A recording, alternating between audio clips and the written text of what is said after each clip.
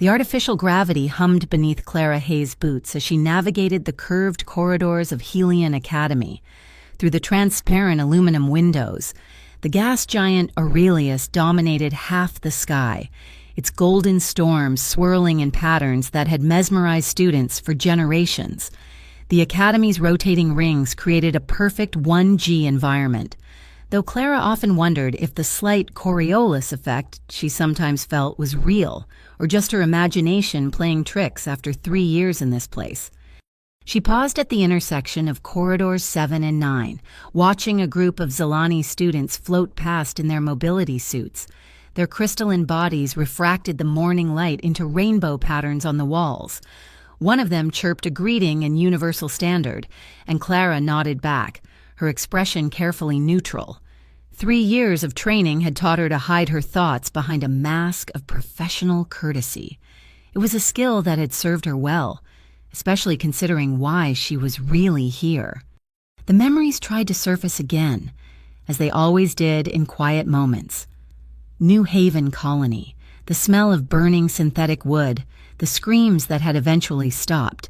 She pushed them down with practiced efficiency, focusing instead on the weight of her training pistol against her hip. Every student at Helion carried one, part of the standard equipment for future mediators.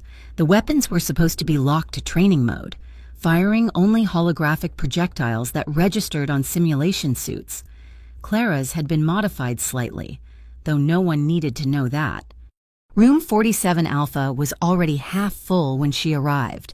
The amphitheater-style classroom could accommodate 60 students from various species, with adjustable atmospheric zones for those who couldn't breathe the standard oxygen-nitrogen mix. Clara took her usual seat in the middle tier, not too close to draw attention, not too far to seem disengaged. Mira Solon was already there, her toolkit spread across her desk as she tinkered with what looked like a miniature plasma converter.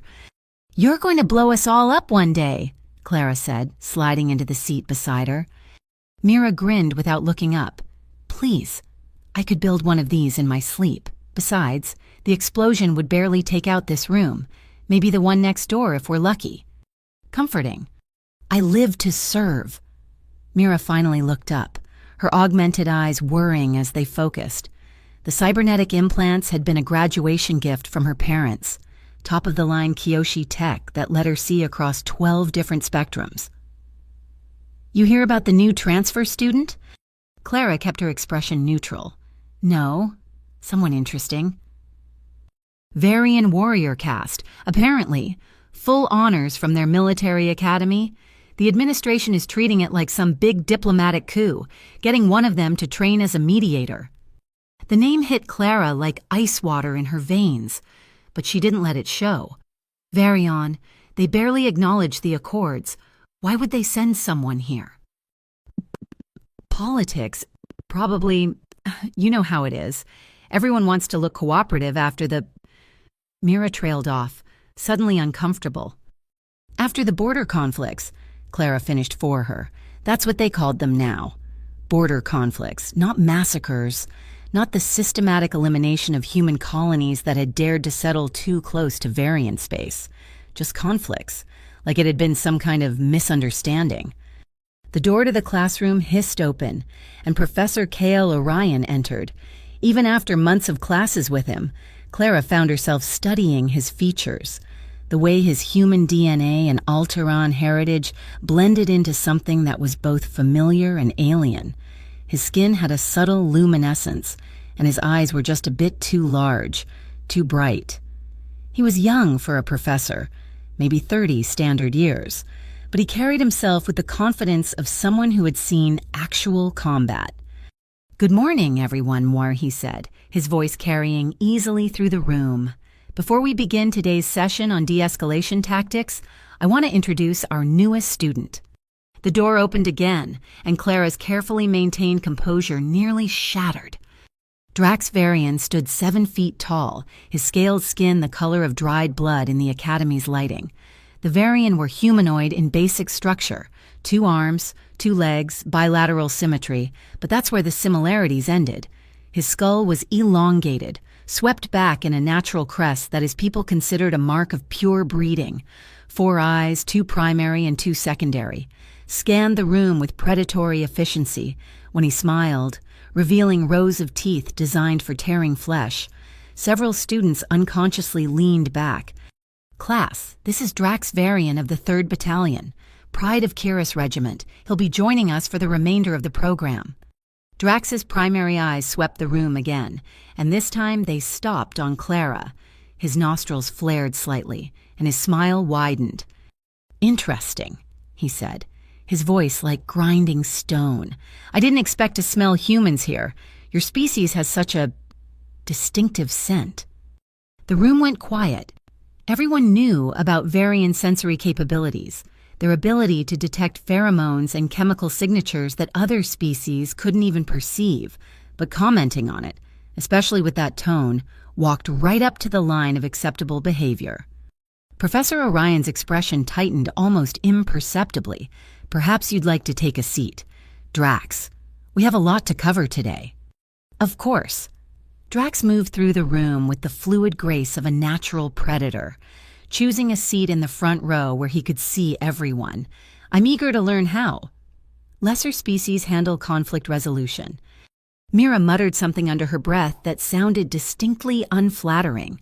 Clara remained perfectly still, her hand resting casually on her desk, inches from her training pistol. "Today's exercise," Professor Orion continued, clearly trying to move past the tension, "involves rapid threat assessment and response. You'll be working in pairs to Cisse." Clara had already stopped listening. Her entire focus was on Drax, on the way he held himself, the scars on his scales that told stories of violence. She knew those scars. She had seen them before, through the smoke and flames of New Haven. He had been younger then, following orders, but he had been there. She was sure of it. Her hand moved to her training pistol, fingers finding the familiar grip. The modification she had made was simple. Really, a slight adjustment to the power regulator that would allow it to fire at 20% above training specifications. Not enough to cause serious damage through a simulation suit, but enough to hurt, enough to send a message. "Clara!" She blinked, realizing Professor Orion was looking at her. "I'm sorry. What?" "I asked if you'd demonstrate the rapid draw technique we covered last week." "Of course." She stood, drawing in one fluid motion that had taken months to perfect. The pistol came up, aligned with the holographic target that materialized at the front of the room. But at the last second, she adjusted her aim, just slightly, so the shot would pass within inches of Drax's head. Time seemed to slow. She could see Drax starting to turn, his warrior instincts detecting the threat. Professor Orion's eyes widening as he realized her aim was off. Mira's sharp intake of breath. Clara smiled and fired. The holographic bolt seared past Drax's head, close enough that his secondary eyes dilated in reflex. It hit the target behind him, dead center, the impact resonating through the room's speakers. For 5 seconds, no one moved. Then Clara lowered her weapon, her smile never wavering. "My apologies. The new seating arrangement threw off my spatial reference." Drax was on his feet, his scales flushed darker with anger or adrenaline. That was deliberate. "Was it?" Clara tilted her head slightly. "I hit the target. Perhaps your species' famous reflexes aren't what they used to be. You did flinch, after all." The tension in the room was electric. Several students had hands on their own weapons. Unsure if this was about to escalate, Professor Orion stepped between them, his expression carefully controlled. "That's enough. Clara, that was reckless. You could have—" "Could have what?" she asked innocently. "It's a training weapon. Professor, completely harmless. Unless someone's modified it, of course. But that would be against regulations." She saw the moment of understanding in Orion's eyes, the realization that she was playing a deeper game than simple provocation. He turned to Drax. "And you, sit down. If you can't handle the stress of a training exercise, perhaps you're not ready for the mediator program." Drax's 4 eyes never left Clara as he slowly sat back down. "This isn't over." "No," Clara agreed quietly. taking her own seat. "It's just beginning." The rest of the class proceeded with forced normalcy, but Clara could feel the undercurrents of tension rippling through the room. Students whispered to each other in languages they thought others couldn't understand. Several kept glancing between her and Drax, trying to understand what had just happened. When the session ended, Clara was among the first to leave, Mira hurrying to catch up with her in the corridor. "What the hell was that?" Mira demanded. "You nearly started an interspecies incident in there." "It was an accident." "Bullshit! I've seen you shoot. You could hit a target with your eyes closed. That was deliberate, and we both know it." Clara stopped walking, turning to face her friend. For a moment, she considered telling her everything. About New Haven, about the nights she still woke up screaming, about the list of names she kept hidden in her quarters, names of every Varian soldier who had been there that day. Instead, she smiled. "He insulted humans. I showed him we're not as harmless as he thinks." Mira studied her for a long moment. "There's more to this, isn't there?" "There's always more. Mira, the question is whether you really want to know." Before Mira could respond, a hand touched Clara's shoulder. She spun, her hand going to her weapon, only to find Professor Orion standing there. "We need to talk," he said quietly. "My office. Now." Clara followed him through the academy's winding corridors, past the meditation gardens where Etherian students floated in clouds of their native atmosphere, past the combat training halls where the sound of practice weapons echoed like distant thunder.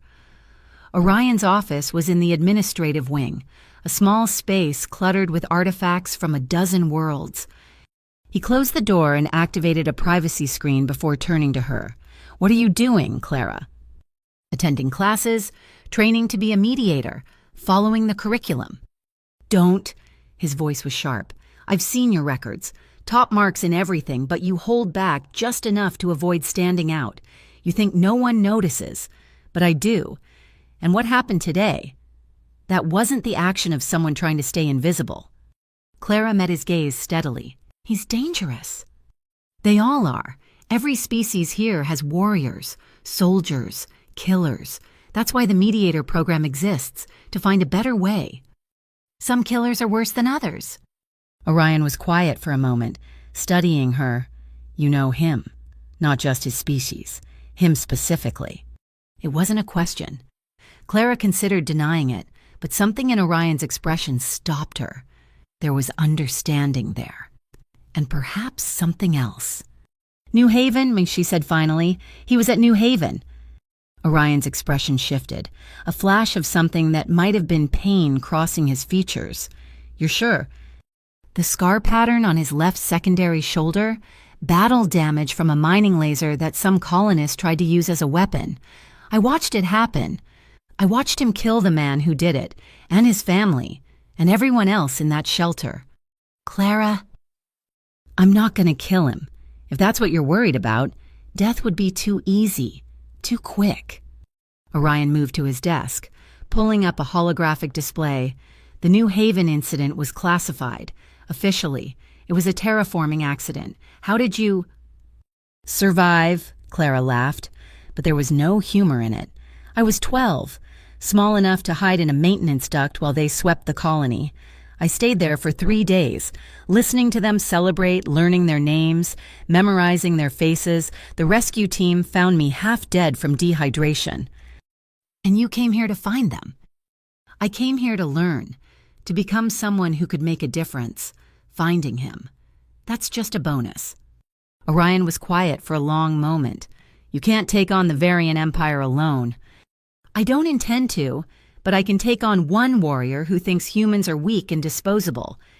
If you pursue this, I can't protect you." Clara stood to leave.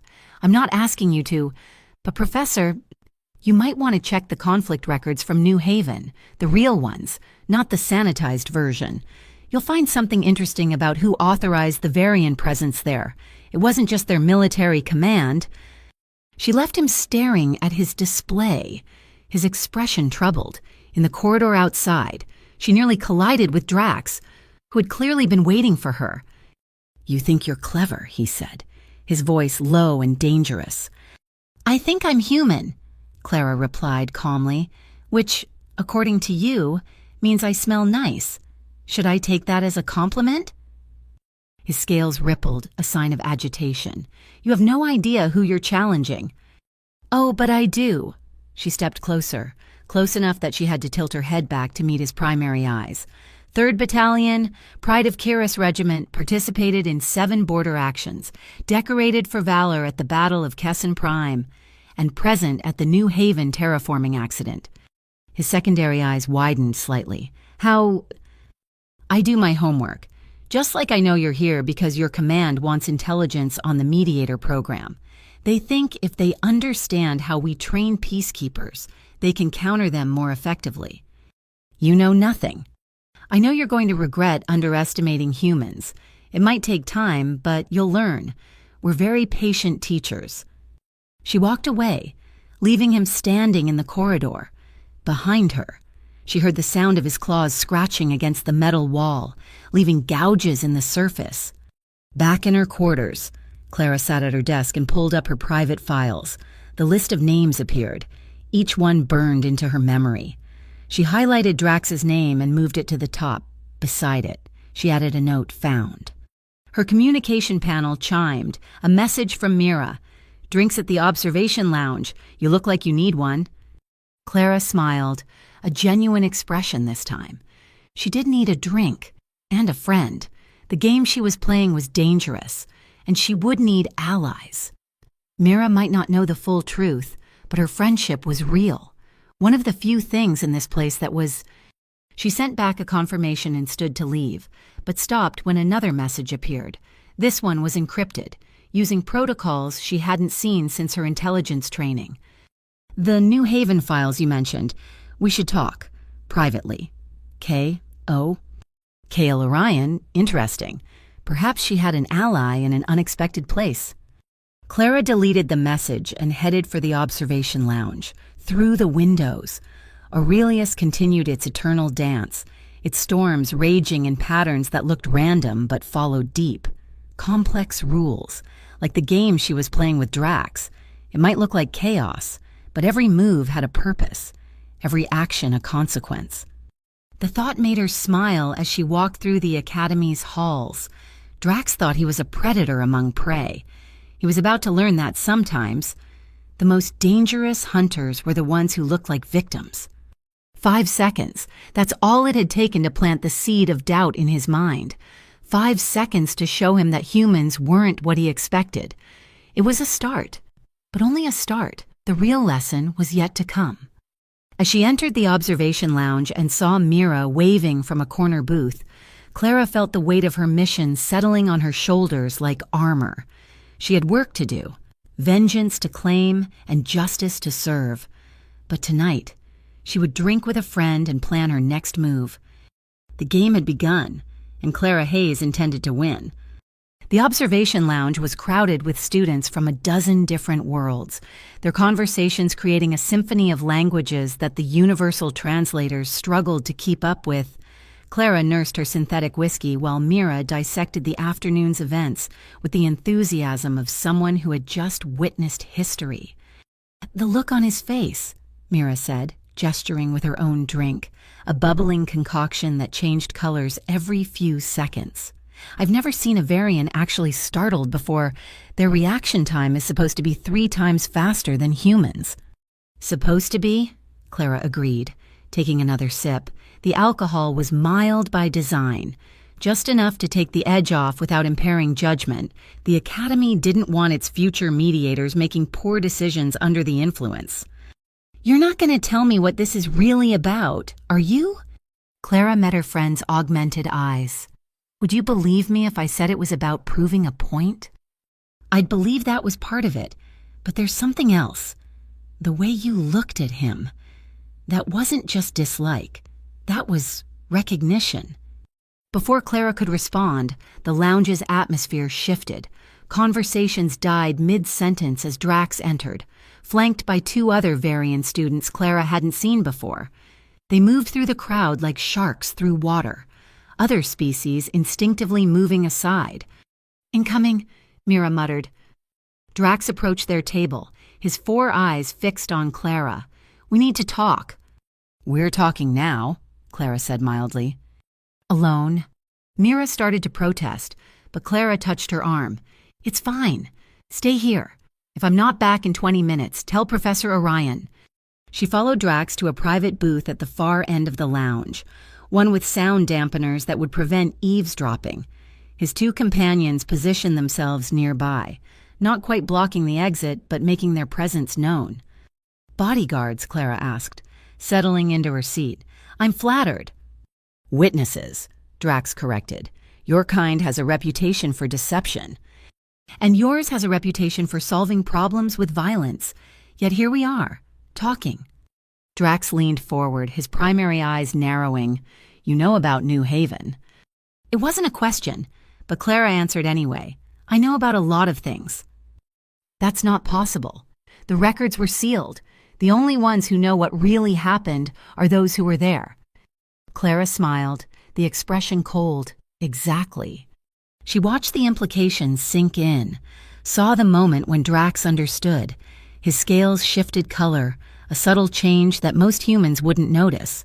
But Clara had spent years studying Varian body language. "You were there," he said slowly, "but the colony was completely—" "Destroyed, eliminated, purged," Clara supplied helpfully. "Yes, that was the plan. Your plan. But you missed one." "Impossible. We were thorough." "Not thorough enough. A 12-year-old girl hiding in a maintenance duct, listening to every word, watching through the grates as you celebrated your efficiency." She leaned back. Her posture relaxed despite the tension crackling between them. "Tell me, do you still drink Carasian wine to commemorate your victories? You seemed to enjoy it that night." Drax's secondary eyes dilated, a sign of genuine shock. "You couldn't have— The ducts were sealed. We checked." "You checked the main ducts, not the secondary cooling systems. They were too small for an adult, barely large enough for a child. I spent 3 days in there. Drax, 3 days listening to your stories, learning your names, memorizing every detail. If this is true, why haven't you reported it? The Galactic Council would do what investigate your government would deny it. Mine would claim insufficient evidence, and nothing would change. The dead would still be dead." Clara's voice remained conversational, almost pleasant. "No, I decided on a different approach. Education." "Education? I'm going to teach you something your species seems to have forgotten. That humans aren't prey. We're persistence hunters. We might not be the fastest or the strongest, but we never stop. We never forget. And we learn." Drax laughed, a harsh sound like grinding metal. "You think you can threaten me, one human, against a Varian warrior?" "Not threaten. Educate. Today's lesson was simple. Your reflexes aren't as superior as you think. Tomorrow's lesson will be different. If you try anything, I won't have to try. You see, Drax, the beautiful thing about the Academy is that everything is a test. Combat simulations, survival exercises, psychological evaluations, so many opportunities for learning experiences." She stood to leave, but Drax grabbed her wrist. His grip was strong enough to bruise, but Clara didn't flinch. "This is a mistake," he growled. Clara looked down at his hand, then back at his face. 5 seconds. "What?"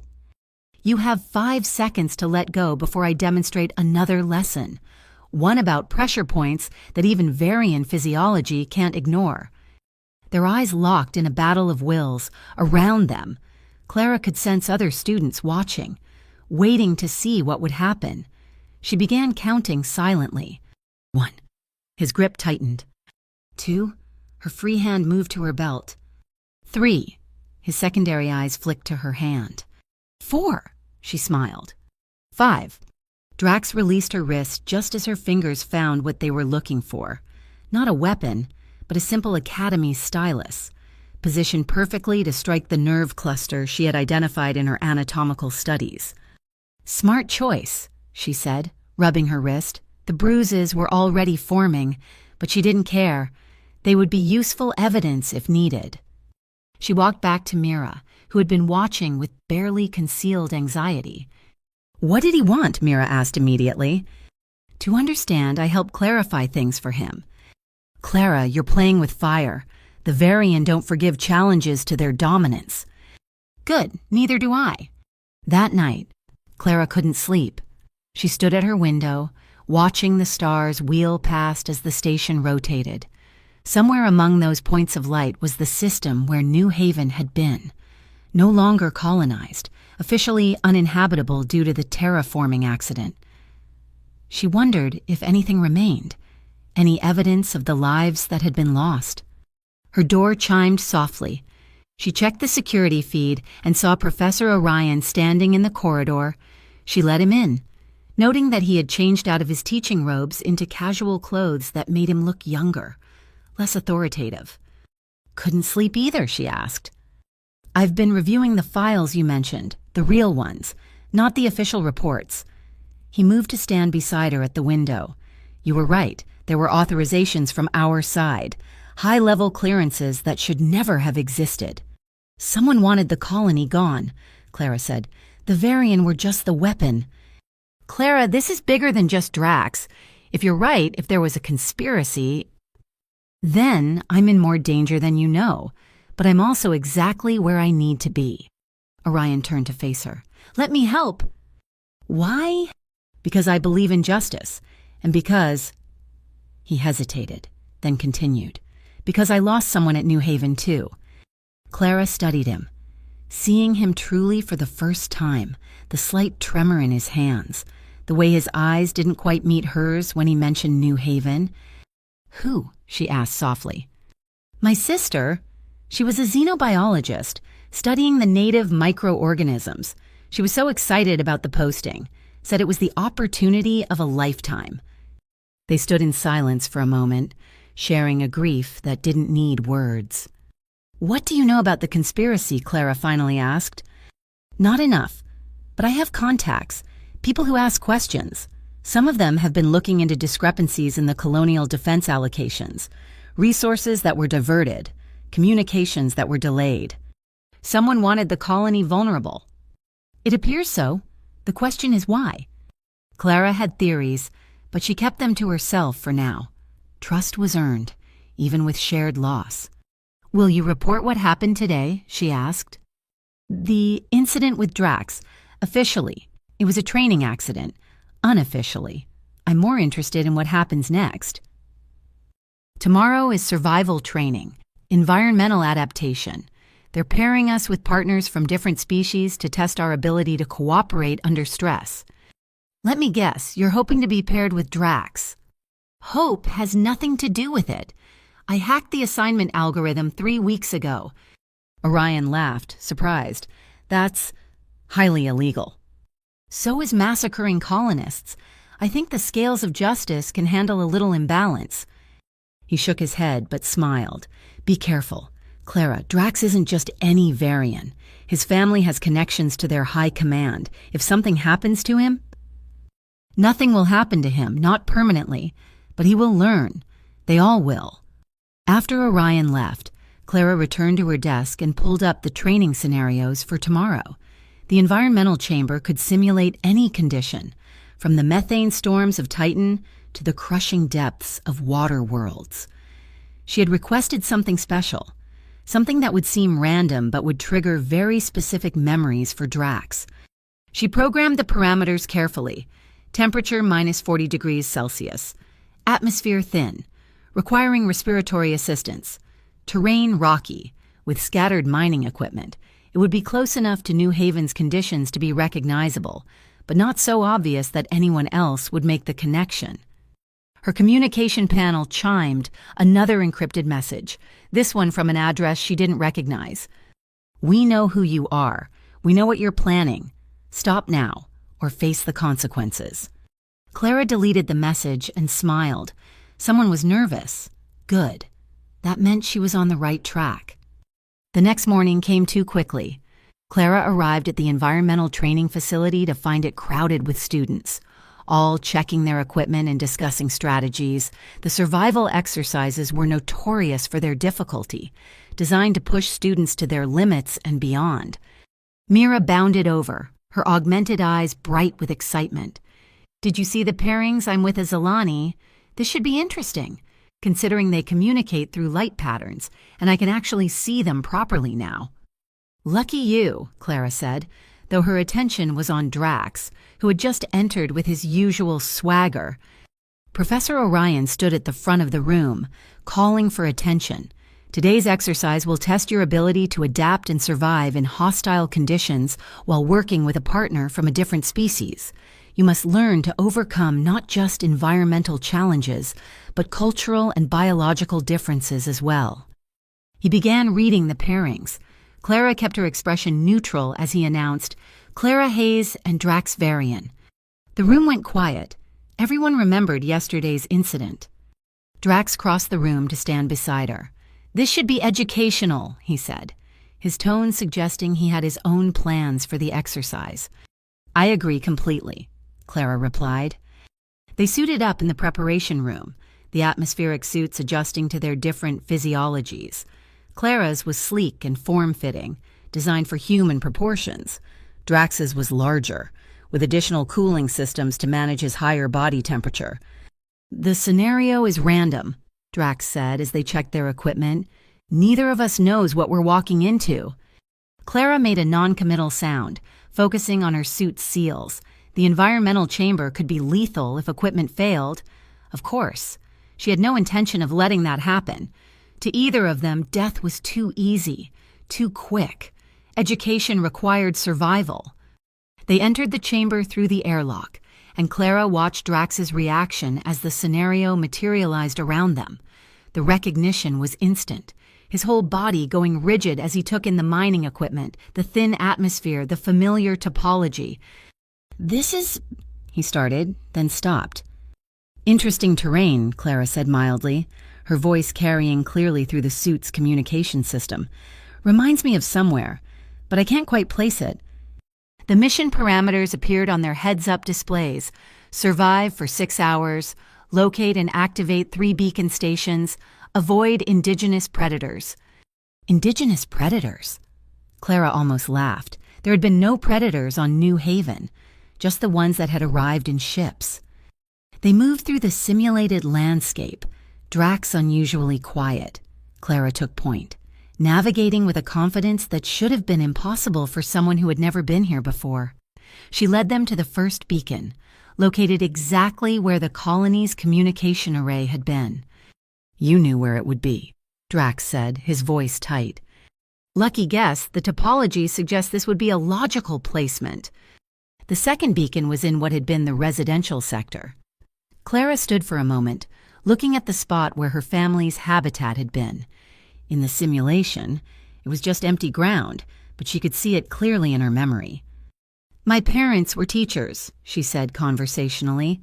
"They believed in the power of education to bridge differences between species. They would have found this exercise fascinating." Drax said nothing, but she could hear his breathing through the comm system, faster than it should be, even with the exertion.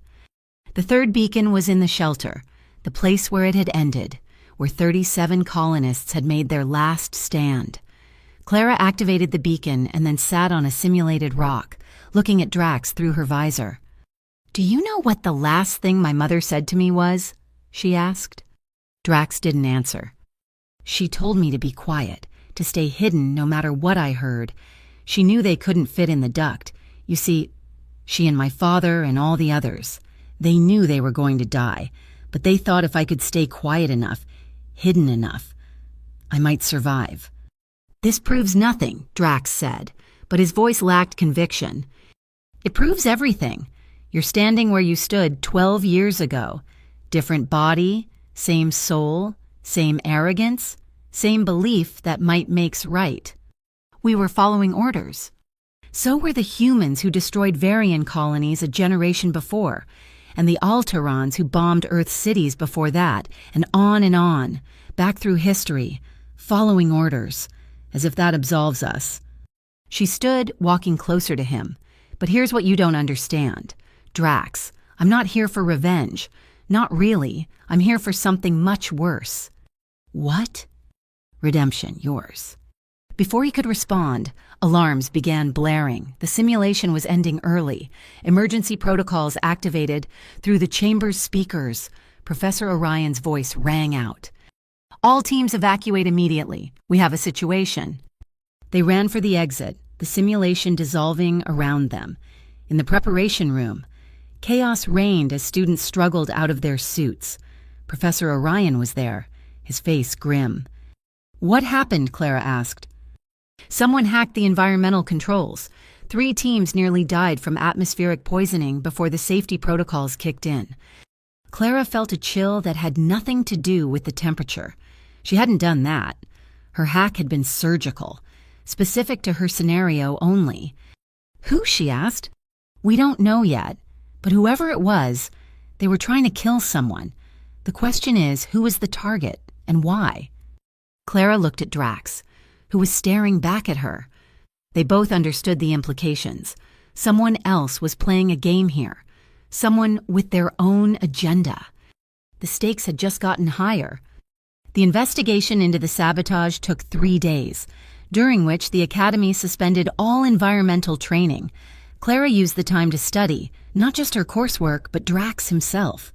She observed his routines, his interactions with other Varian students, the way he carried himself when he thought no one was watching. You're stalking him, Mira said over breakfast in the cafeteria. It's getting creepy. I'm gathering intelligence, Clara corrected, not looking up from her datapad where she was reviewing Varian social hierarchies. Same thing, different words. You know what you need? A distraction. There's a null-gravity dance tonight in Recreation Bay 4. Come with me. Clara was about to refuse when she noticed Kale Orion approaching their table. He was carrying a breakfast tray, something professors rarely did in the student cafeteria. Mind if I join you? He asked. Mira's augmented eyes widened slightly. Professor, of course not.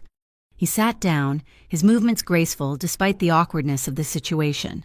I wanted to discuss the upcoming tactical assessment. It's been modified following the recent incident.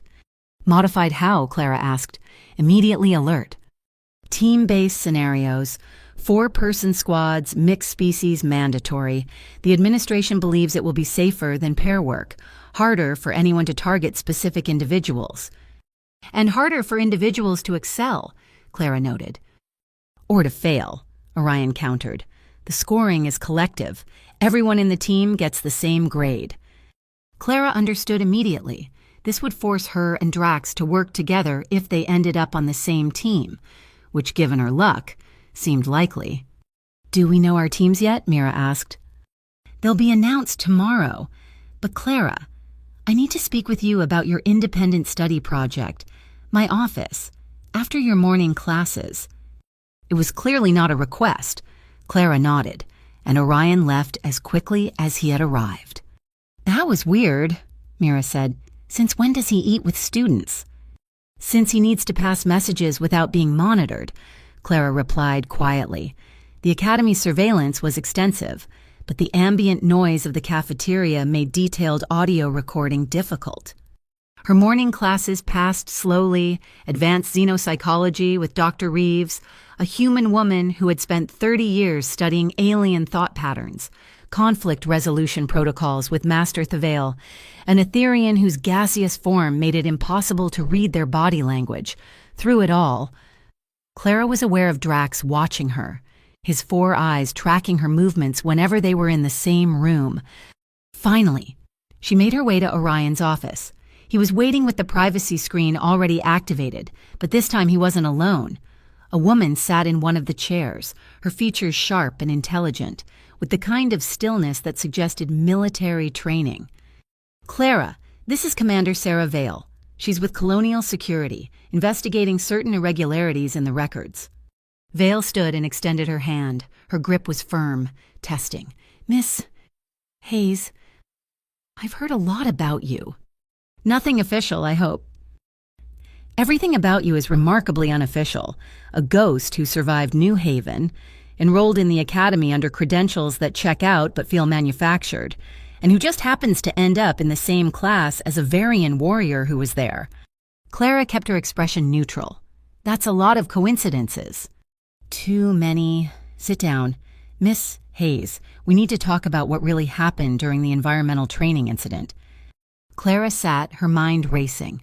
The official report said someone hacked the systems. Someone did, but not to kill students. They were trying to access something else, using the chaos as cover. The environmental controls were collateral damage. What were they after? Vale and Orion exchanged glances. The Academy's classified records on the Mediator program, specifically the psychological profiles of certain students, including mine, especially yours, and Drax Varian's. Clara absorbed this information. Someone wanted to know about us. Why? That's what we're trying to determine, Vale said. But there's something else. The hack originated from inside the Academy. Someone here is feeding information to an outside party. You think it's me. I think you're many things, Miss Hayes. But stupid isn't one of them. You wouldn't be this obvious, but you might know something that could help us. Clara considered her options. Vale was dangerous, the kind of person who saw through deceptions, but she might also be useful. Drax received a communication yesterday, Clara said. Encrypted, Varian military protocols. He was upset after reading it. Vale leaned forward. How do you know this? I've been watching him. Know your enemy and all that. Can you access his communications? That would be illegal. Vale smiled thinly. So is falsifying Academy admission credentials, but let's call it a mutual understanding. You help us, we help you. What makes you think I need help? Because whatever game you're playing with Drax Varian, it's attracting attention from people far more dangerous than him. People who wouldn't hesitate to eliminate a student who knows too much about New Haven. The threat was subtle but clear. Clara looked at Orion, who nodded slightly. Fine, she said, but I'll need access to the Academy's central systems, the real ones, not the student-level interface. Vale produced a data chip. This will give you 30 minutes of administrator access. Use it wisely. After Clara left, she found Mira waiting in the corridor. Okay, spill, her friend demanded. What's really going on? Clara considered how much to reveal. Someone's trying to kill me, or Drax, or both of us. I'm not sure yet. And you're being surprisingly calm about this. Because being calm keeps me alive. Being emotional gets me dead. Or you could, leave. Transfer to another academy. Get away from whatever this is. Clara smiled. Can't. I have lessons to teach. That evening, Clara used Vale's access chip. She waited until the Academy's night cycle, when most students were asleep or socializing, then slipped into one of the auxiliary computer labs. The chip worked perfectly, granting her access to systems she had only dreamed of reaching. Drax's communications were encrypted, but the Academy's systems had back doors for security purposes. She found the message that had upset him. It was from Varian High Command, specifically from General Krex Varian, Drax's father. Your failure to maintain dominance brings shame upon our bloodline. The human female has made you appear weak. Correct this, or face recall. So that was it. Drax was under pressure from home. His position at the Academy contingent on maintaining Varian superiority. Clara filed this information away and kept searching. She found her own psychological profile, noting with amusement that it flagged her as potentially unstable due to traumatic history, but also exceptionally gifted in strategic thinking. Drax's profile was more interesting. Behind his warrior facade, the assessments noted deep-seated insecurities about living up to his father's legacy and a surprising capacity for empathy that he actively suppressed. A sound in the corridor made her freeze, footsteps moving carefully, trying not to be heard. She quickly downloaded what she could and pulled the chip. The administrator access vanishing instantly. The door opened just as she returned to normal student access. Drax stood in the doorway, his bulk filling the frame. Working late. Could say the same about you, Clara replied, closing her files. He entered the room, moving with the controlled grace of a predator. "You've been watching me. You've been watching me watching you. It's all very circular. This needs to stop. What needs to stop the observation, the games, or your father's disappointment in your performance?"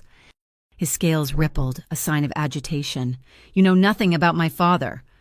General Crex Varian, hero of the Siege of Kalos, architect of the Varian expansion doctrine. Must be hard, living in that shadow." Drax moved faster than she expected, slamming his hands on the desk on either side of her, trapping her in her chair. His face was inches from hers, close enough that she could see the individual scales, the way they shifted color with his emotions. "You think you understand me?" he growled. "I understand that you're afraid," Clara said quietly. "Not of me. Of becoming something other than what your father expects. Of discovering that maybe, just maybe, the humans you were taught to despise might be your equals." "You are not my equal." "Prove it. Tomorrow's tactical assessment. Make sure we're on the same team." "Why would I do that?" "Because you want to show me, definitively, that Varian superiority is real, and because part of you, the part you don't want to acknowledge, is curious about what I can do." They stared at each other for a long moment, then Drax straightened, stepping back. "You'll regret this challenge," he said. "I haven't regretted anything yet." After he left, Clara remained in the lab, her heart racing. She had pushed him, perhaps too far. But she had also seen something in his eyes, a flicker of uncertainty that hadn't been there before. The next morning, the team assignments were posted. Clara wasn't surprised to find herself grouped with Drax, but the other two members were unexpected Mira and a Zalani named Flux, whose crystalline body could generate electromagnetic pulses. "This should be interesting," Mira said, reading the assignment. "Two humans, a Varian and a living EMP. What could go wrong?" The tactical assessment took place in the Academy's largest training facility, a modular space that could be reconfigured into any environment.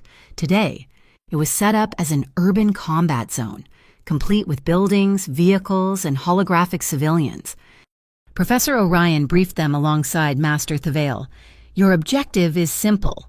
Retrieve a data package from the central building while avoiding or neutralizing hostile forces. You have 2 hours. Points are awarded for speed, efficiency, and minimal collateral damage." "What kind of hostile forces?" Flux asked, their crystalline form chiming with the words. "That would be telling," Orion replied with a slight smile. "Part of the assessment is adaptation to unknown threats." They were given standard equipment training weapons that fired stun rounds, basic armor, and communication devices. Clara noticed Drax checking his rifle with professional efficiency. "Plan?" Mira asked as they approached the entry point. "Varian tactical doctrine says direct assault," Drax said immediately. "We have superior firepower and armor." "Human doctrine says that's a good way to get everyone killed," Clara countered. "We need intelligence first. Flux, can you scan for electronic signatures?" The Zalani's form pulsed with light, multiple signatures throughout the structure, at least 20 hostile units, possibly automated. "Automated means predictable," Mira said. "I can probably hack them if I get close enough. Or I could disable them with an EMP burst," Flux offered. "Which would also disable our equipment," Clara pointed out. "No, we need subtlety. Drax, what's the one thing Varian warriors never do?" "Retreat," he said immediately. "Exactly. So they won't expect you to... We use you as a distraction, make them think you're leading a frontal assault. While they focus on the obvious threat, the rest of us infiltrate from different angles. You want me to be bait?" "I want you to be what you are, a warrior so impressive that no one looks for the knife in the shadows." She saw him processing this, the way it played to his pride while serving her strategy. "Fine, war," he said. "But if this fails, I'm switching to the direct approach.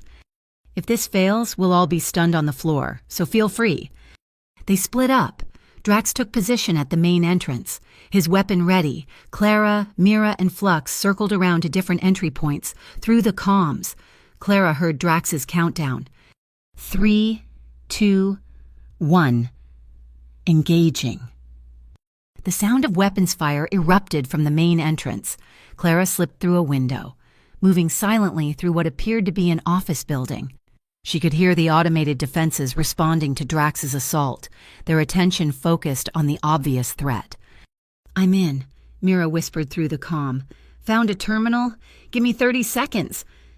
Hostile units converging on Drax's position," Flux reported. "He won't be able to hold them for long." Clara moved faster. Navigating by instinct and training, she found the central building, a towering structure that dominated the training area. The data package would be at the top, maximum difficulty to retrieve. "Mira, I need those defenses down." "Working on it. Their automated units are experiencing navigation errors. They'll be running into walls for the next 5 minutes." "Drax, fall back to secondary position," Clara ordered. "Negative, I can hold." "That's an order." "You're not my commander." Clara heard the strain in his voice. He was being overwhelmed. "Drax, trust me. Fall back now." There was a pause, then the sound of movement, falling back. Clara reached the top floor just as Flux arrived from another stairwell. The data package sat in the center of the room, protected by an energy barrier. "I'll need to discharge to disable that," Flux said. "It will knock out everything electronic in a 50-meter radius." "Do it, Mira, Drax. Clear the area, EMP incoming." "Copy that," Mira replied, moving to minimum safe distance. Flux's crystalline body began to glow, building charge. Clara covered her equipment, knowing it was shielded but taking no chances. The blast, when it came, was silent but devastating. Every light went out, every automated defense went dead. Clara grabbed the data package. Package secured, everyone to the extraction point. They reconvened at the facility's exit, Drax bleeding from a minor hit, Mira grinning with adrenaline, Flux's form flickering as they recovered from the discharge. "Time 43 minutes, Warta," Professor Orion announced. "Minimal collateral damage, excellent adaptation to threats, full marks." As they walked back to the debriefing room, Drax fell into step beside Clara. "You used me," he said. "I utilized your strengths. There's a difference. In Varian culture, what you did would be considered, clever, tactical, effective. I was going to say honorable, using every resource to its fullest potential." Clara looked at him, surprised. That almost sounded like a compliment. "Don't get used to it." But there was something different in his tone, a grudging respect that hadn't been there before. That evening, Clara found Kale Orion waiting outside her quarters. "Walk with me," he said. They strolled through the Academy's observation deck, the stars wheeling slowly overhead. "You did well today," he said, "but you're playing a dangerous game with Drax." "It's not a game." "No, I suppose it's not. Clara, I've been thinking about what you said, about the conspiracy. I did some digging of my own. And there's a faction within both our governments that profits from conflict. The New Haven incident was meant to restart hostilities, give them an excuse to increase military spending, expand their power. But it didn't work. The cover-up held. Because people like us lost everything and stayed quiet. But what if we didn't stay quiet anymore?" Clara stopped walking. "What are you suggesting?" "I'm suggesting that maybe your revenge and my justice could serve the same purpose. Expose the truth. Make them all pay. Human and Varian alike. That's treason. That's justice. The question is, are you interested in just hurting Drax? Or do you want to bring down the entire system that created him?" Clara looked out at the stars, thinking of New Haven, of her parents, of all the lives lost for someone's political gain. "I'm interested," she said quietly. "Good, because Commander Vale isn't here just to investigate the hack. She's building a case. She needs evidence, witnesses. She needs someone who was there. She needs me to testify. Eventually. But first, she needs you to stay alive. The conspiracy goes deeper than we thought. There are people here, at the Academy, who are part of it." "Who?" "We don't know yet, but they're watching you and Drax. Whatever happens next, be careful." He left her there, staring out at the stars. Clara touched the glass, thinking about how far she had come from that maintenance duct on New Haven. She had started this journey for revenge, but it was becoming something more. It was becoming justice. Behind her, she heard footsteps. Without turning, she knew it was Drax. "You heard all that," she said. "Yes. And I'm starting to think maybe you're not the only one who was used." She turned to face him. "What do you mean?" "My father knew exactly where to send our battalion, exactly when the colony's defenses would be down. It was too perfect, too easy." "You're saying he was part of it?" "I'm saying that maybe we have more in common than either of us wants to admit." They stood there, predator and prey, warrior and survivor, looking at each other with new understanding. The game between them was changing, evolving into something neither had expected. "What do you want to do about it?" Clara asked. "I want the truth, all of it. That's dangerous for both of us." "Everything worth doing is dangerous." Clara smiled, a real smile this time. "You're learning." "I had a good teacher." As they stood there, the Academy's night cycle beginning, Clara realized that her revenge was taking an unexpected turn.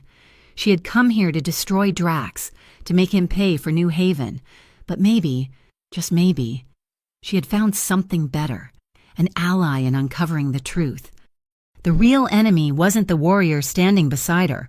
It was the system that had sent him to New Haven in the first place, and that system was about to learn what happened when humans and Varians stopped fighting each other and started fighting together. The game was changing, and Clara intended to win. The weeks following their unexpected alliance passed in a blur of covert meetings and careful planning. Clara and Drax maintained their public animosity, trading barbs in class and competing fiercely in exercises. But in private, they shared information and slowly pieced together the conspiracy that had destroyed New Haven. Commander Vale had gone dark after providing them with encrypted communication devices, warning them to trust no one at the Academy except Orion. Even Mira, Clara's closest friend, had to be kept in the dark for her own safety. The final examination was announced with great fanfare, a full-scale war simulation, the most complex the Academy had ever attempted. Teams of 12 would be dropped onto different continents of a terraformed moon, each team representing a different faction in a planetary conflict. The scenario would run for 72 hours, with full environmental hazards and combat stress protocols. "This is it," Orion told Clara during one of their planning sessions. "Vale's intelligence suggests the conspirators will make their move during the exam. Too many variables, too much chaos to control." "They want me dead," Clara said flatly. "They want both of you dead," Orion corrected. "Drax has been asking too many questions back home. His father is furious. Then we give them what they want. At least, we make them think we do." The team assignments were posted. Clara wasn't surprised to find herself on the same team as Drax, but the other members were concerning. Several were known to be loyal to the faction within the Varian military that opposed peace with humans. Others were simply incompetent, chosen perhaps to ensure the team's failure. Mira had been assigned to a different team entirely, which worried Clara more than she cared to admit. The night before the examination, Clara met Drax in an abandoned storage bay in the Academy's lower levels. He was studying tactical maps, his 4 eyes tracking multiple data streams simultaneously. "My father sent another message," he said without looking up. "He knows about our meetings." "How?" "Someone's been monitoring us despite our precautions. He ordered me to eliminate you during the exercise. Make it look like an accident." Clara felt a chill but kept her voice steady. And I told him I would." Drax finally looked at her. "It's the only way to maintain his trust while we gather evidence." "You want me to trust you to fake my death?" "I want you to trust me to keep you alive. There's a difference." Clara studied him. This warrior who had been her enemy, who had participated in the massacre of her colony, who now stood as possibly her only ally in uncovering the truth. "How?" "During the simulation, I'll engineer a situation where you appear to be killed. The monitoring systems will register it. but you'll survive. Then you'll be free to investigate while everyone thinks you're dead." That's insane. That's our only option, unless you have a better plan. Clara didn't. The next morning, the teams gathered in the deployment bay. Massive dropships waited to carry them to the moon's surface. Clara suited up in full combat armor, checking her weapons one last time. The energy rifle was supposed to be non-lethal, designed to register hits without causing permanent damage. But Clara knew from experience that with enough power, even training weapons could kill. Professor Orion addressed them all, his face grave. "This examination will test everything you've learned. Work together, trust your teammates, and remember that the goal is not just to win, but to minimize casualties on all sides. That's what mediators do." As they boarded the dropship, Drax brushed past Clara. "Sector 7, he whispered. Hour 36. She nodded imperceptibly. The drop was rough, their ship shaking as it punched through the moon's thin atmosphere. Clara's team was designated Blue Force, assigned to hold a strategic mining complex in the northern hemisphere. The complex was real, abandoned decades ago, but still functional enough to provide shelter and defensive positions. Their team leader was a Rigelian named Torsk, competent but unimaginative. He immediately began issuing orders based on textbook defensive strategies, ignoring the unique capabilities of his diverse team. Clara played along for the first day, helping to establish perimeters and inventory resources. But she was watching, always watching. 3 members of their team were acting suspiciously, holding private conversations and checking equipment that wasn't standard issue. "They're not here for the exam," Drax confirmed during a brief moment alone. "They're here for us."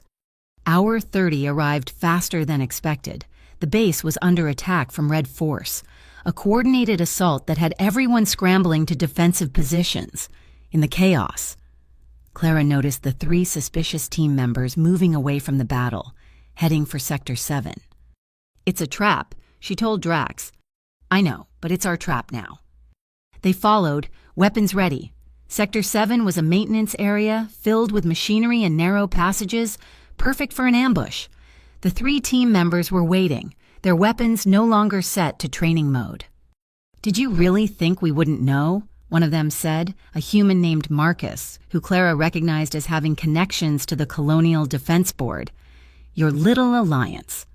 Your investigation." "We know everything." "Then you know this won't stop us," Clara replied. "Dead students can't stop anything." The attack came fast. Real energy bolts, lethal force in what was supposed to be a training exercise. Clara dove behind cover as Drax roared and charged, his varying physiology allowing him to absorb hits that would have killed a human. But then, something unexpected happened. Drax stumbled, crying out in pain. He fell, and Clara saw the smoking hole in his armor. He had been hit with a weapon far more powerful than anything that should have been here. "Drax!" She started to move toward him, but he held up a hand. "The plan!" he gasped. "Stick to the plan!" Clara understood. This was it, the moment they had discussed. But as she watched him collapse, she realized the injury might not be fake. The blood pooling beneath him was definitely real. She made a choice. Moving with desperate speed, Clara grabbed a maintenance tool, a plasma cutter designed for emergency repairs. She modified its output in seconds. Mira's lessons in engineering finally paying off. Then she did something no one expected. She shot herself. The plasma bolt hit her armor at an angle, creating a spectacular but ultimately superficial wound. She screamed and fell, landing next to Drax. To anyone watching, it would look like both of them had been killed. Marcus and his companions approached, weapons still raised. "Check them," he ordered.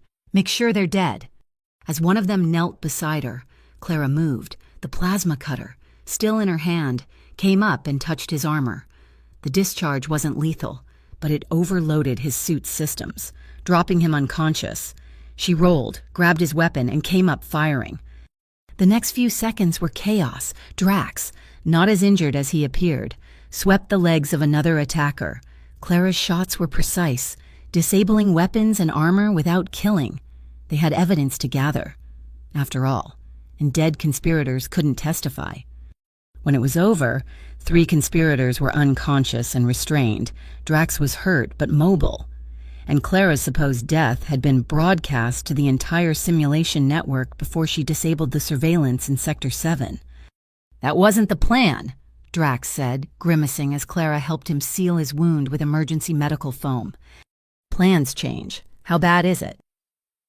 "I'll live, but they really were trying to kill us." "Which means we're close to something they don't want exposed." She searched Marcus, finding an encrypted datapad. It took her 30 minutes to crack it. 30 minutes during which the battle for the mining complex raged on without them. When she finally got in, what she found made her blood run cold. "It's all here," she breathed. "Communications, authorization codes, financial transactions. The conspiracy isn't just a few rogue elements. It goes all the way to the top. Human Colonial Administration, Varian High Command, even some Academy officials."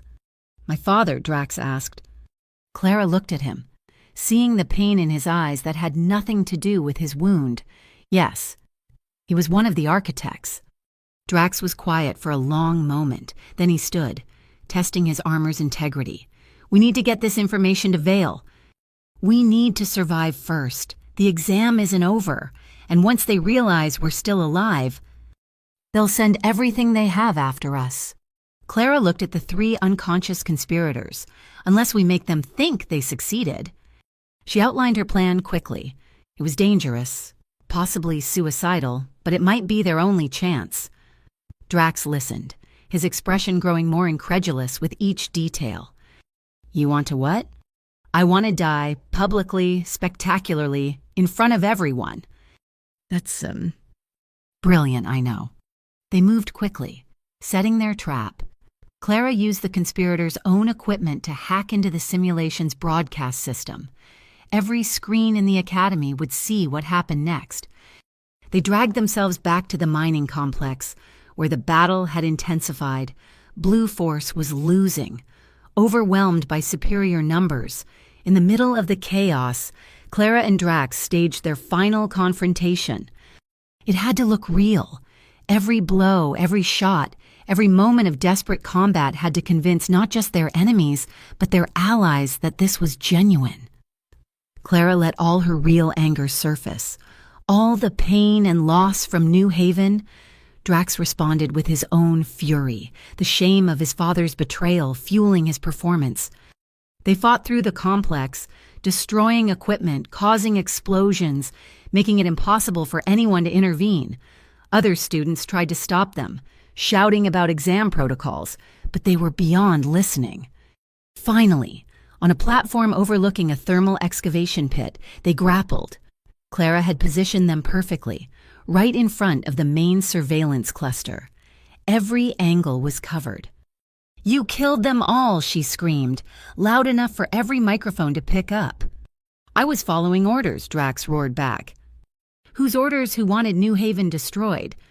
This was it, the moment of truth. Drax hesitated, his 4 eyes meeting hers. Then he said the words that would change everything. "General Krex Varian and Commissioner Hayes, they planned it together." The revelation stunned everyone watching. Commissioner Hayes was no relation to Clara, but he was the head of Colonial Security. His involvement would explain how the colony's defenses had failed so completely.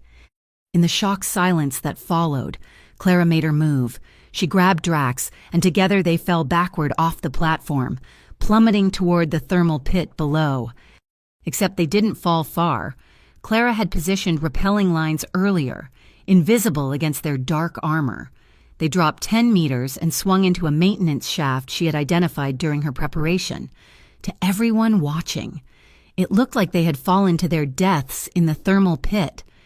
They crawled through the maintenance tunnels in silence, eventually emerging in an abandoned section of the complex. Clara immediately began transmitting the evidence from Marcus's datapad to Commander Vale's secure channel. "It's done," she said finally. "Vale has everything." Drax sat heavily, his wound clearly paining him. "My father will know I'm alive. The Varian can sense their bloodline." But he can't admit it without revealing he knows about the fake death. We've bought ourselves time. For what? For Vale to act, for the truth to come out, for justice. They waited in their hiding spot as the examination continued above them. Through hacked surveillance feeds, they watched as chaos erupted at the academy. The broadcast of Drax's confession had triggered emergency protocols. The exam was suspended. Students recalled. But not everyone was ready to give up. A strike team, definitely not students, entered the complex. They were hunting, searching for bodies that weren't there.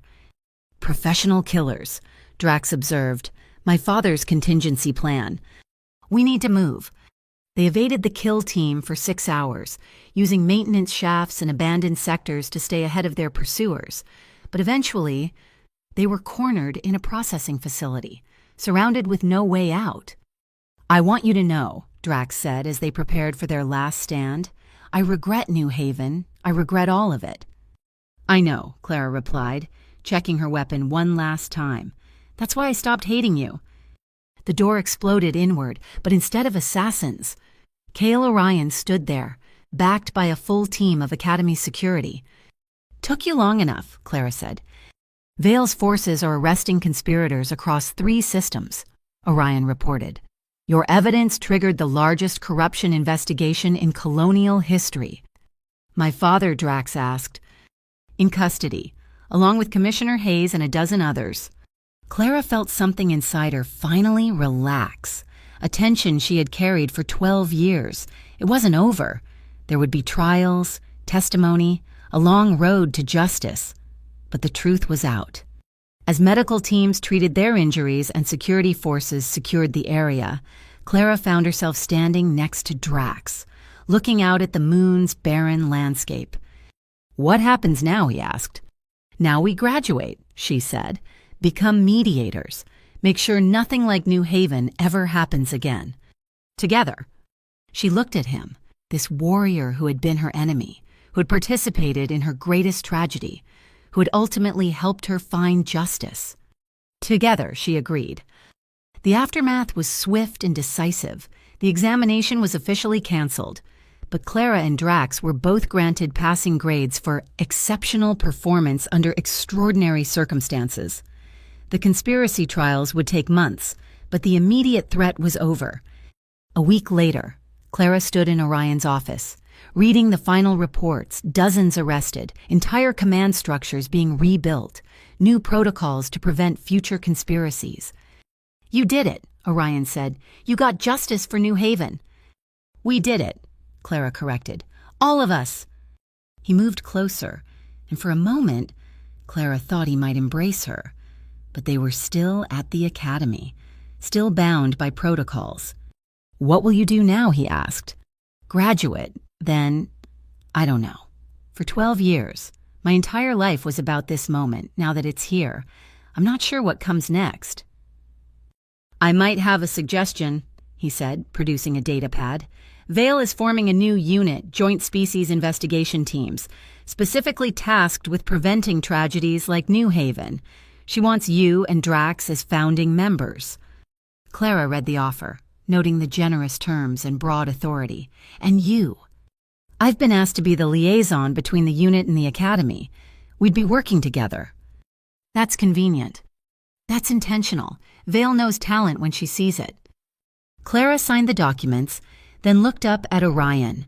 This doesn't mean I forgive everything that happened. I wouldn't expect you to. But maybe it means you can start building something new instead of just seeking revenge for something old. That evening, Clara found herself in the observation lounge where everything had started. Mira was there, having finally been briefed on everything that had happened. You're insane, her friend said. Completely, utterly insane. But alive. That too, Mira raised her glass, to insane plans that actually work.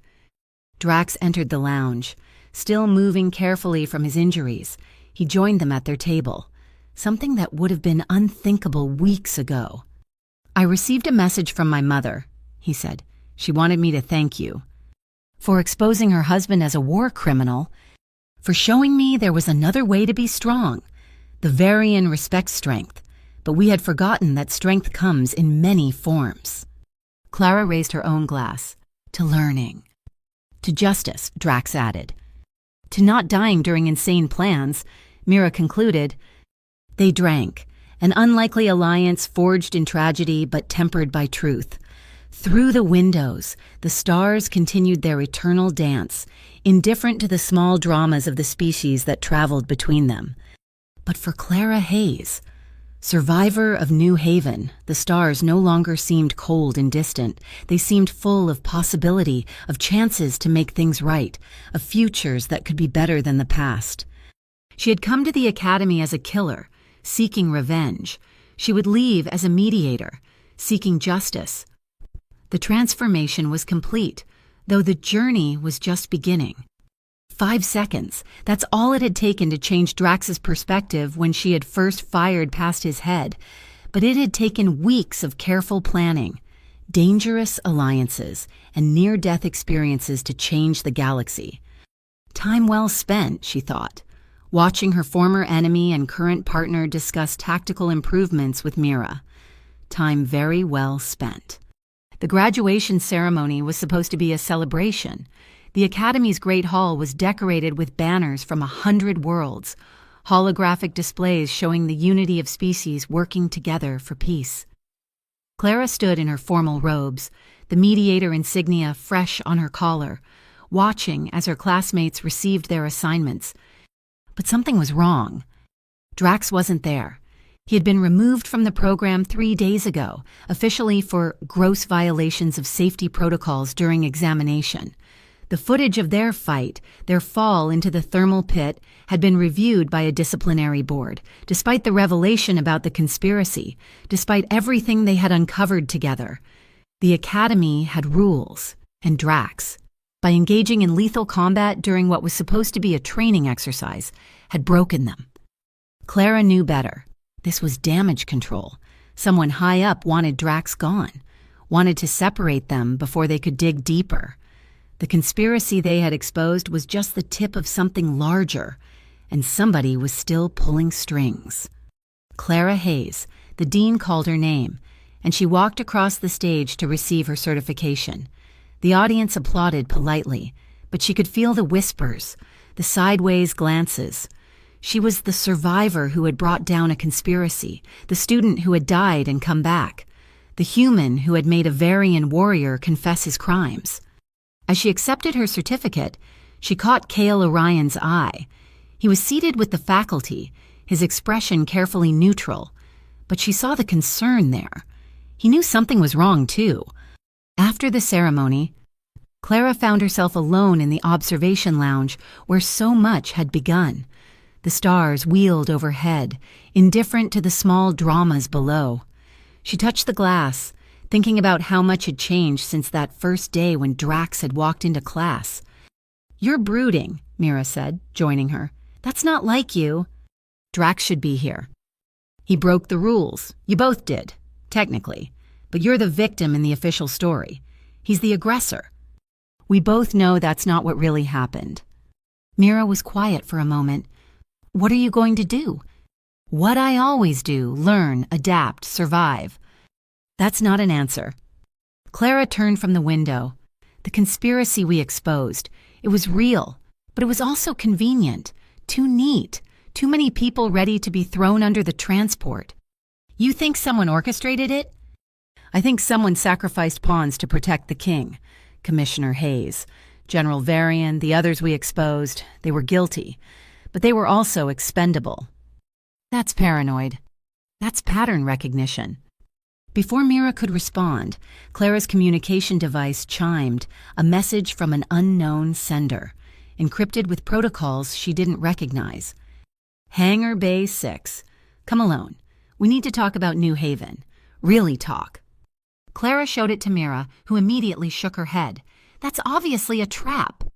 "Obviously. The question is, whose trap? You're not actually considering going." Clara was already moving. "Cover for me. If I'm not back in an hour, tell Orion everything."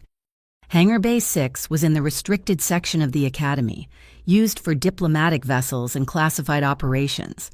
Clara had to use every trick she had learned to avoid security, slipping through maintenance corridors and ventilation shafts like she had once hidden in the ducts of New Haven. The bay was dark when she arrived, lit only by emergency strips along the floor. A single ship sat in the center, its design unfamiliar, neither fully human nor recognizably alien. "Punctual, I appreciate that." The voice came from the shadows. Clara's hand went to her weapon, then stopped. She recognized that voice, though she had only heard it once before, in a recorded message. General Krexvarian stepped into the light, but he wasn't in custody. He wasn't disgraced. He stood tall, proud, wearing not prison restraints but full military regalia. "You're supposed to be awaiting trial," Clara said. "A useful fiction. My arrest, Commissioner Hayes' disgrace, all of it. Theater for the masses while the real work continues." "Real work?" "Preparing for what's coming. You think New Haven was about resources or territory. It was a test, a calibration." Clara kept her expression neutral, but her mind was racing. A test of what? How far we could push, how much loss each species could tolerate before demanding war. Your colony was selected specifically, remote enough to contain, populated enough to matter, documented enough that the truth would eventually surface. You're saying you wanted to be exposed? Eventually. After we had learned what we needed to learn, you accelerated the timeline, but the outcome is the same. The conspiracy is exposed, the guilty are punished, the governments make their apologies and promises. Meanwhile, the real threat grows. What threat? General Varian moved to the ship's viewport, looking out at the stars. There's something coming. Not for years yet, but coming nonetheless. A force from beyond our known space. We've detected their probes, their scouts. When they arrive in force, our petty conflicts between human and Varian, between any of our species, won't matter.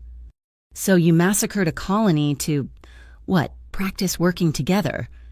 To test response times, to identify weaknesses, to see who would rise to the challenge. He turned to face her. You exceeded every projection. A 12-year-old survivor who grew into someone capable of exposing a multi-system conspiracy, converting an enemy into an ally, and surviving assassination attempts. You're exactly what we were hoping to create. Clara felt sick. Create. Not literally, but crisis reveals character. Pressure creates diamonds. Choose your metaphor. The point is, you and my son both emerged from this stronger, more capable, and most importantly, able to work together despite your history. Drax doesn't know about this.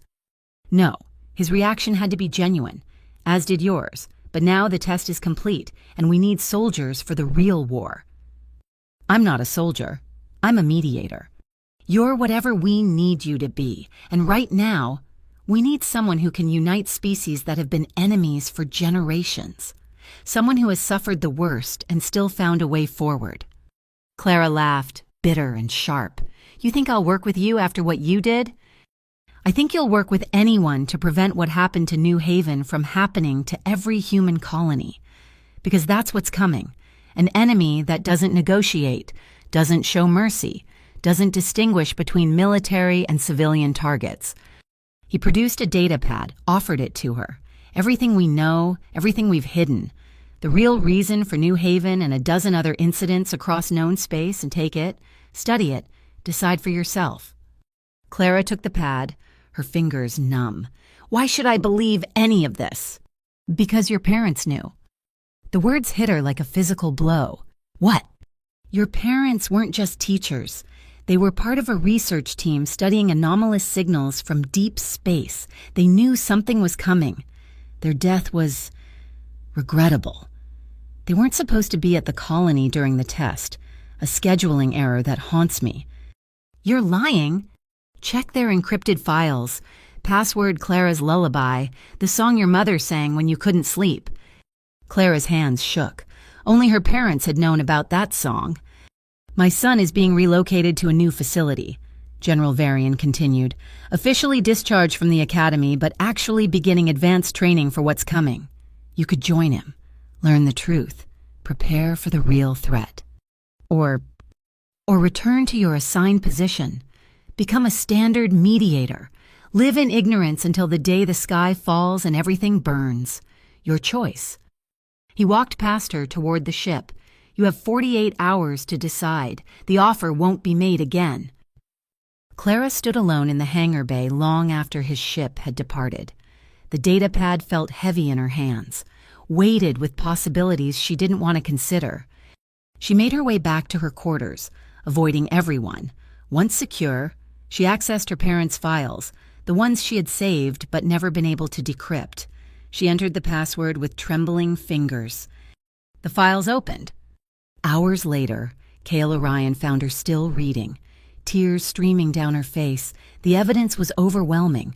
Signals from beyond known space, mathematical proofs of an approaching force, strategic projections that showed complete annihilation unless the species united. Clara Orion sat beside her, his concern evident. "They knew," she whispered. "My parents knew something was coming. They were trying to warn people, but no one would listen. The only ones who believed them were the military hardliners who decided to use the knowledge for their own purposes." She showed him the files, watched his expression shift from skepticism to horror to grim determination. "This changes everything," he said. "Does it? We still have the conspiracy. We still have the deaths. We still have all the horror that was done in the name of preparation. But now we know why." Clara stood, pacing to the window. "Drax is gone, recruited for some secret program to prepare for this threat. His father wants me to join them. Will you? I don't know. Everything I thought I knew, everything I fought for, it's all been part of someone else's plan. Even my revenge was calculated, anticipated, desired." Orion moved to stand beside her. "That doesn't diminish what you accomplished. You exposed corruption, brought justice to those who died, and forged an alliance everyone thought impossible. I was manipulated. You were magnificent, and you still are. Whatever you decide, I'll support you." Clara looked at him, seeing the sincerity in his mixed heritage features. "Even if I choose to work with the people who killed my family, even then, because I know you'll find a way to make it right. You always do." The next morning, Clara attended the final assembly before the graduates departed for their assignments. She sat with Mira, who kept shooting her concerned glances. "You look like you haven't slept," her friend observed. "I haven't. Want to talk about it?" "Not yet, maybe not ever." The assembly proceeded with typical academy precision. Awards were given, final words of wisdom imparted, futures mapped out in neat, orderly fashion. Everything exactly as it should be, if the universe wasn't hiding terrible secrets. As the ceremony concluded, Clara made her decision. She found Commander Vale in her temporary office, packing up the last of her investigation materials. "Commander, I need to speak with you about my assignment." Vale looked up, her sharp eyes immediately alert. "Problem? Opportunity. I've received intelligence about a potential threat that makes our recent conspiracy look like a training exercise." Clara laid out everything, the files, General Varian's revelation, the choice she had been offered. Vale listened without interrupting, her expression growing more grave with each detail. "You believe this is real?" Vale asked when Clara finished. "I believe my parents died thinking it was real. That's enough for me to investigate." "And you want to infiltrate the shadow program they're running?" "I want to do what I've always done. Learn the truth, all of it, then decide how to act." Vale was quiet for a long moment. "This is beyond my authority, beyond anyone's authority except—" She paused, thinking, "There are rumors, black sites, off-book operations, preparation for something nobody wants to name. If you do this, you'll be completely alone. No backup, no support, no safety net." "I've been alone before. Not like this. This is voluntary isolation, choosing to work with people you have every right to hate." Clara smiled, remembering that first day in class. Sometimes the best education comes from the most unlikely teachers. Drax taught me that. Vale stood, extending her hand. "Then go. Learn what they know, but remember who you really serve, Not them, not their agenda, but the truth. And when the time comes, make sure that truth sees light. Clara shook her hand, then left to prepare. She had 48 hours, but her decision was made. She would join Drax in whatever shadow program his father was running. She would learn their secrets, their plans, their truths and lies. But she would never forget New Haven, never forget her parents, never forget that justice delayed was not justice denied. That evening, she stood one last time in the observation lounge. Mira found her there, as she knew she would. "You're leaving?" Mira said. It wasn't a question. "Yes." "Can you tell me why?" "To finish what I started, to find answers to questions I didn't even know existed." "Will I see you again?" Clara turned to her friend, the one person who had stood by her through everything without knowing the full truth. "I hope so, but if you don't, know that everything I did was to prevent New Haven from happening again." "That's cryptic and dramatic." "That's my brand." They hugged, and Clara felt the weight of another goodbye, another sacrifice on the altar of necessity. Her final stop was Orion's quarters. He answered the door immediately, as if he had been waiting. "You've decided," he said. "Yes. And I'm going to make them regret everything. Not in 5 seconds, but over years, decades if necessary. I'm going to learn their secrets, gain their trust, and when the time is right, I'm going to ensure that justice isn't just served, but understood." That sounds lonely. It was always going to be lonely.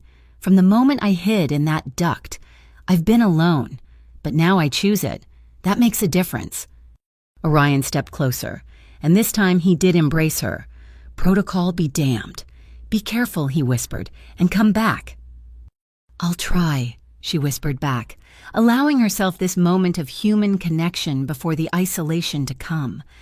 48 hours after General Varian's visit, Clara stood in Hangar Bay 6 with a single bag of possessions.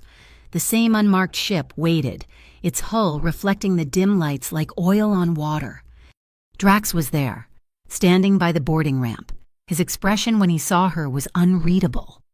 "You came," he said. "You knew I would." "I hoped. When my father told me his plan, what really happened at New Haven, I thought you'd never forgive any of us enough to work together. Forgiveness and pragmatism aren't the same thing. I don't forgive, but I can work with anyone if it serves a greater purpose." "And what purpose is that?" Clara walked up the ramp, pausing at the top to look back at the academy one last time, making sure that when the real threat comes, we're ready, all of us, together. As the ship lifted off, carrying them toward whatever shadow facility awaited, Clara thought about her journey. She had entered the academy as a killer seeking revenge. She was leaving as something else, something harder to define. Not a hero, not a villain, but perhaps something more useful, a survivor who had learned that sometimes the greatest victory wasn't in destroying your enemies, but in transforming them into allies against a greater threat. The stars stretched out before them, infinite and cold, somewhere among them. According to the files, something approached, something that would test every species, every alliance, every hard-won peace. Clara smiled, an expression that held no warmth. She had made Drax regret his actions in 5 seconds with a single shot. Now she would spend years making sure the entire galaxy didn't regret the choices made in New Haven's ashes. The game was far from over. In fact, it was just beginning.